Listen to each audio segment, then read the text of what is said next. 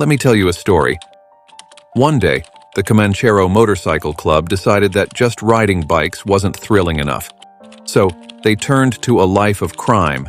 Because, why not? It all started in Sydney in the late 1960s by a man named Jock Ross, who initially intended it to be a group for people who love motorcycles. However, the club quickly changed and became involved in serious criminal activities. The Comancheros are well known for their involvement in illegal activities like drug trafficking, especially with drugs like cocaine and methamphetamine, extortion, and other forms of organized crime. Over the last decade, a man named Mark Buddle has been leading the club. However, Mark Buddle found himself in hot water when law enforcement got their hands on messages from the encrypted app Anom, showing he was involved in bringing 160 kilos of cocaine into the country. Now, he's on the run. The Comanchero Motorcycle Club was started by a Scottish immigrant named Jock Ross. Jock led the club with a tight grip, employing military tactics and even giving out military-style titles to members. His own was Supreme Commander.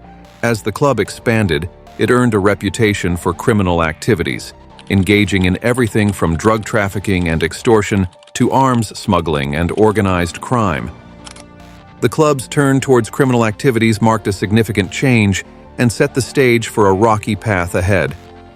The Comancheros became infamous for their deep involvement in drug trafficking, using their underworld connections to play a major role in the illegal drug market. Their criminal exploits frequently made the news. For instance, in 2021, a massive police operation across Queensland led to the raid of 26 homes. In Ocean View, a cocaine press, hundreds of marijuana plants, an elaborate setup for hydroponic growing, and the arrest of 42 men, including members of the Comancheros. From these raids, police confiscated illegal drugs worth about $1 million, including 113 kilos of cannabis, 134 grams of cocaine, and 84 grams of methamphetamine. This was a significant blow to their operations and highlighted the scale of their criminal network.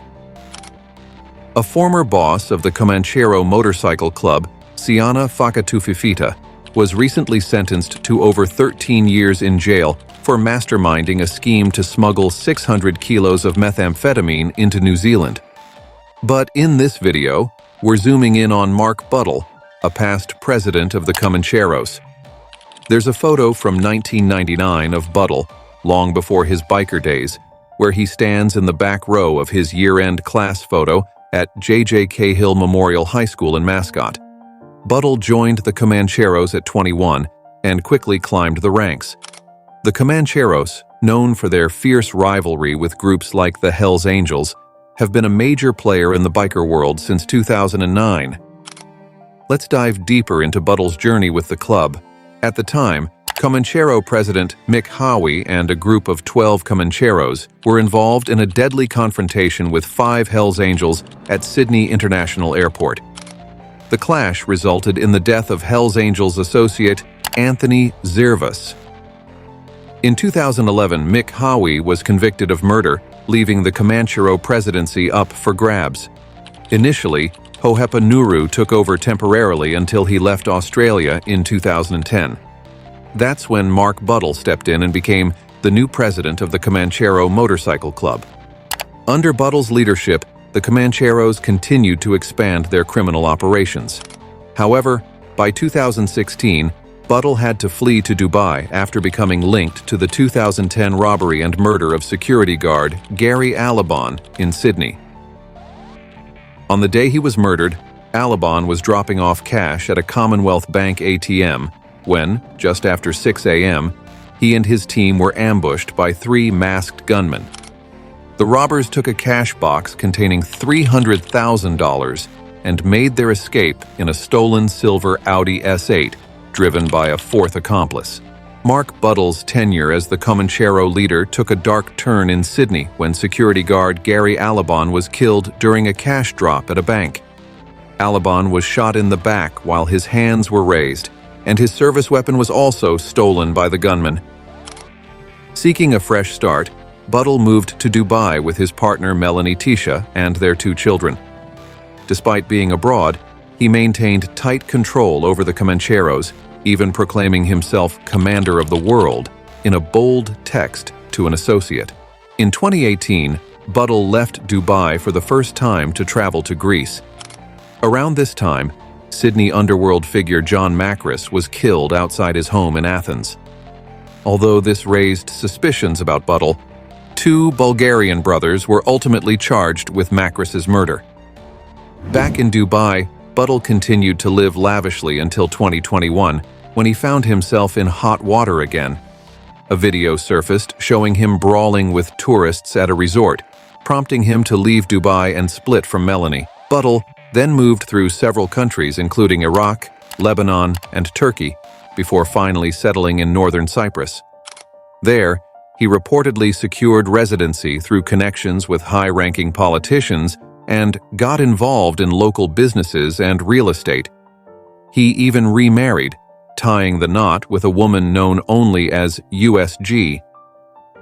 Throughout his time in Cyprus, Buttle was believed to still be deeply connected to the criminal underworld.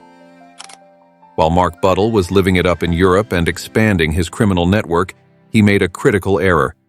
He and his associates relied on encrypted phones using a messaging app called Anom for their shady dealings. They believed Anom was ultra-secure, boasting top-notch encryption that only other Anom users could decrypt, and it wasn't available in any standard app stores. This made Anom appear perfect for orchestrating the import of $40 million worth of cocaine into Australia. However, Anom was a trap. Unknown to Buttle, the app was actually created, marketed, and distributed by law enforcement, specifically the Australian Federal Police in collaboration with the FBI. They monitored every message exchanged. Since its launch in 2018, about 19.3 million messages had been intercepted and read by the authorities.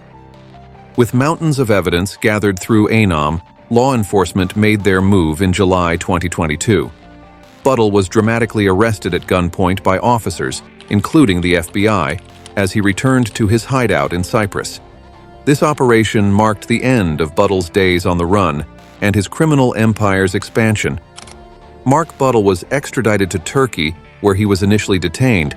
Not long after, he was deported from Turkey, and upon his return, he was immediately apprehended by the Australian Federal Police in Darwin.